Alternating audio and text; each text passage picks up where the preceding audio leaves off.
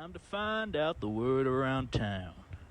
Are they contenders or are they brumming around?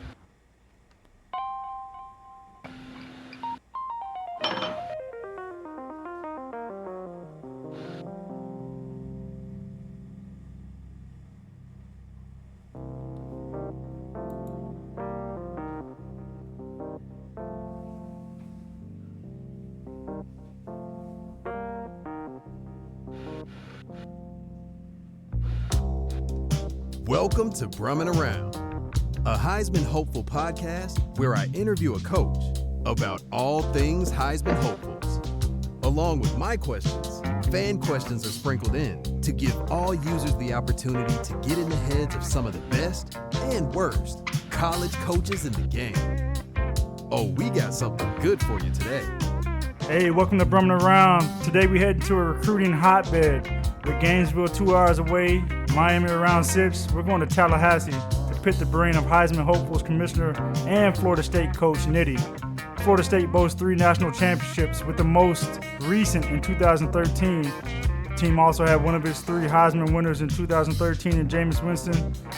They're near the top of the recruiting boards annually. The Seminoles have a tough road this year, but if anyone can do it, perennial winner Nitty can get it done. Nitty, welcome to Brummin Around. How's it going, bro? Thank you. Appreciate you having me. It's going pretty good, man. Just getting into the grind of the season, trying to hit that early stride, but no complaints so far. Speaking of the season, in total, let's put on the commissioner hat for a minute. Let's talk about the start of the league. We started the league, 32 users. How has putting this together been? First time putting on the commissioner hat, man. I'm not gonna lie. I had a vision of it being a smaller league, maybe 20 people or so, but people want to be a part of greatness, so can't limit it to just the 20 people. So we did end up getting 32. Getting it started was a little bit of a process with the scheduling, play-ins and et cetera, things like that, but it's rolling. My main goal for year 1 is just to have everybody have some fun. Year 2 will be a little more organized as we get the experience. But I mean, it's been a process, but we're here.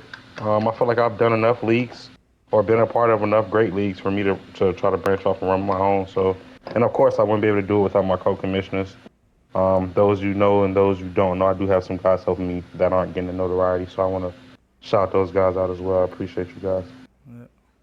Yeah, so you talked about we're rolling, man. Week 3's wrapping up. It's been pretty eventful. For me, there's been some pretty big upsets, some pretty good games. What's the one thing that stuck out to you as far as the league overall?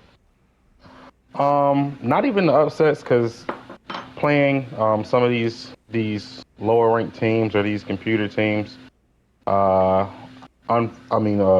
I got to jump on it, trying to run a couple leagues, and I got to get a taste of computer pause. But my biggest thing that I've seen so far is just the activity. We've had a couple 24 hours advance. I think our first advance, I think the advance this week is going to be our first 48-hour advance, so I'm not really too mad at that. But overall, I'm glad with I'm glad with the speed of how the league's moving so far. Glad to see guys are just as excited as I am. Right. So we talk about activity, right? So here's the last question for you as a commissioner. So we have the users, basically they're spread across the 3 power conferences, the ACC, Big Ten, SEC, right? Mm-hmm. My question is this. If those 3 conferences formed one super team with users, right, and we had a round-robin tournament where basically you had one team from each conference with the users chipping in or whatever, who wins that round-robin tournament, the ACC, the Big Ten, SEC? I think I'm gonna go out on a limb. Although they only have 3 users, I don't know. I think the Big 12. I believe we got Washington.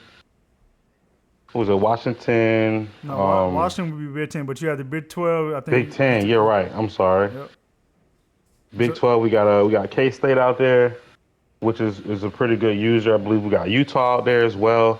I think those two, with just having 2 or 3 teams out there, will be able to carry it. Of course, I like me individually, being in the ACC, but I think Big 12 having those two guys being able just strengthen less numbers in this case. Right, right. All right, let's shift gears right quick. You're 3-0 to start the year. You ran away from Georgia Tech. You beat up on Missouri easily, and then you had a shootout against Utah. Your offense is firing on all cylinders. To me, it looks like you're going to coast really schedule-wise. Right now, you only have one ranked team on your schedule. Who concerns you the most out of the rest of your schedule? Honestly, we taking it by week right now. If I did have to look ahead, I would say maybe your Florida team. They are pretty exciting from what I've seen earlier in the year as far as their offense. So I know they're going to score points when we do see them eventually. Washington is going to be a challenge in their own because they have that potent run game. But right now, I'd have to say Florida. With that, they have that freshman quarterback, DJ Lagway, leading those guys pretty well right now. Got you. So now let's look broader, more broader than just your schedule, right? So this is a fan question. The fan question is, who do you think is your biggest threat on the field overall? Biggest threat on the field? Utah was pretty strong. Won't lie. They had some funky offenses that we hadn't seen yet this season, but we did adjust pretty well. I like the way Alabama's scoring points. If I do see them, that's probably my only concern right now. They have a superhuman at quarterback. I don't think they're stopping a lot of people, but they're scoring points at will. So I'm looking forward to that. Hopefully we can meet where it all matters at. And let's knock out this other question, fan question. Not on the field, but who is your biggest threat when it comes to recruiting? Rivalry instantly thought in my head. Outside of the ACC, of course, you have those big guys, Texas, Georgia. But close to me, I'll have to give it to Miami.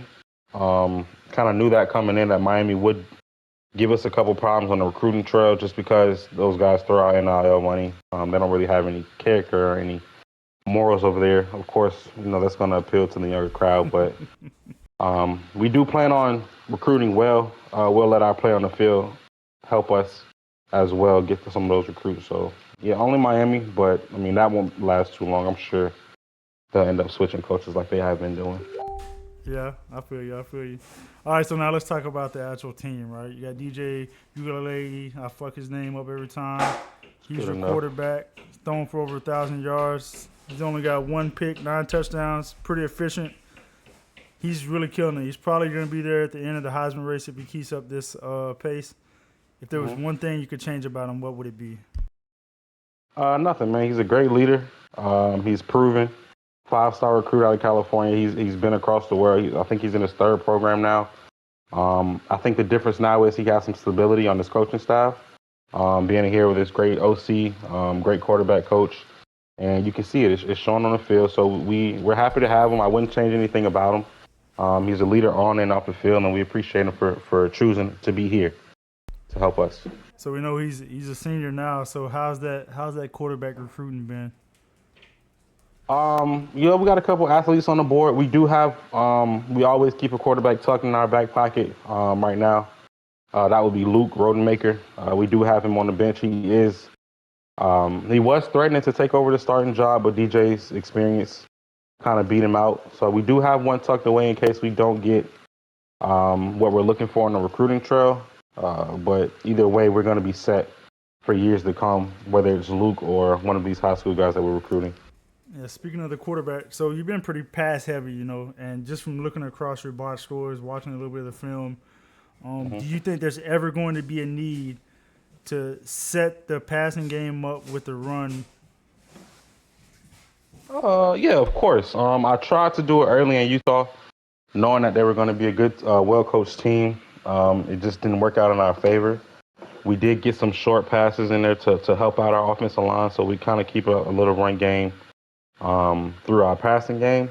But we'll go ahead and build up the run. I'm sure a couple of these games we'll lead more with our running game. We'll still take our shots down the field. We'll still get the ball out on the perimeter, but our running game, it'll grow as the season goes on. We're gonna need that to be a successful program. So we talked about the passing, right? The passing, and we talked about DJ doing this thing at quarterback. Now let's talk about Jaylen Brown. This guy's a freshman, right? 26 yards per catch. Do you think he'll continue to hold up to these numbers, or do you see him, falling off a little bit as the year goes around? We start getting into the dog days in September and October, and it starts taking a toll, on his body. Yeah, we have a thing as a freshman. They usually hit that high school wall. You're only used to playing 10 games in high school unless you're going deep into the playoffs. With Jaylen, though, he's been here since December. He got here early, graduated early, so we appreciate that. As you can see, he's fitting right in, so I don't expect him to have any difficulties. We'll keep him fresh. We may, I don't say we're going to sit him, but we'll limit his play calls down the line so we can get him fresh for the playoffs, and then we'll see what happens then. But he's a great asset to have. Yeah, looking at the rest of the team, it's not like your other receivers aren't contributing. It's just he's been way over the top over everybody else and such limited targets and whatnot. Definitely. I would love to give him the ball more, but like I said, he had that high school wall that he may or may not hit, some wear and tear on him. He's not that big of a guy, but he is very twitchy, very shifty. So we'll continue to get him involved in the offense when we can. I know he's on scouting reports now, so we may have to lean on a couple other guys until he's ready to be a true number one. Yeah, I understand that. So we talk about all these strengths that you have at Florida State. What is the one thing that you could improve upon with your team at Florida State, and how do you, if you can't improve it right now, how do you hide that weakness? We don't really count our weaknesses. We just look at our strengths. We have stronger strengths and we have weaker strengths. To be honest, this one isn't even to do anything with our play on the field. We're going to have to appeal to some of these recruits. We're going to have to reach out to Nike and see if we can get us some additional jerseys, man. Some kids are here asking, do we have any different colorways and things of that nature? I think that'll be the last step, the cherry on top. We compete with Oregon and those guys who have those multiple uniform options. But right now, we don't really have any weaknesses, and if we did, I don't think I'd broadcast them here during the interview. Nope. No shade. I got you. All right. So real quick, if you had to rank the top 5 users other than yourself, who goes where? Top 5, no order. No order. Unless no you want to order, put them in good. order. You can put them in order if you want to. I'll just do some shout outs. Like I said, Alabama earlier, they're clicking, they're rolling on offense. Utah, give me Utah at number 2. I just like the way that program is looking. Well coached, much respect for their head coach. And we also have, I think Ohio State's going to be a sleeper. They have a lot of weapons there, and their OC keeps his scheme pretty tight. That'll be my 3rd. That may be a surprise to some. Miami, with their recruiting, what they make it do in recruiting, I'll throw them in the 4th spot. Not really too worried about them, though, being in state. They'll recruit a lot of guys, but they do have to as well. They have to play football as well. And then at my 5th spot, we'll just go ahead and throw in Kansas State. I think in a year or two, once they get some guys that fit their scheme, they're going to be a serious problem. So I want to be the first to say that Kansas State is a team on the rise at 5.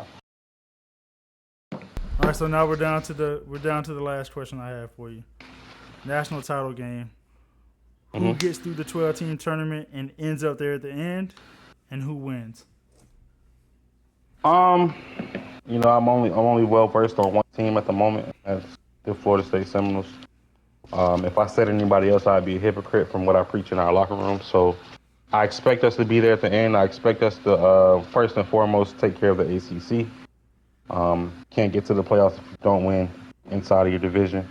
So we'll take care of home first, and then I have Florida State meeting. Right now, give me Florida State Utah rematch. Florida State coming out by 21. 21. I got you. Hey, is there anything else you want to put out to anybody? You got the platform now. Appreciate you being here. No, I appreciate the invite. I want to give a shout out to you for bringing this to the league. Hopefully we can get more and more interviews from some of the users. I do want to say that once again, thank you guys for participating. Year one, I don't want to call it a trial year, but it is. We are going by trial and error. I'm sure year two, we get more user games and things of that nature. You guys will be able to play a lot more games. But I appreciate you guys. I appreciate you, sir. And go Noles. All right, man. I appreciate you. We out. Yes, sir.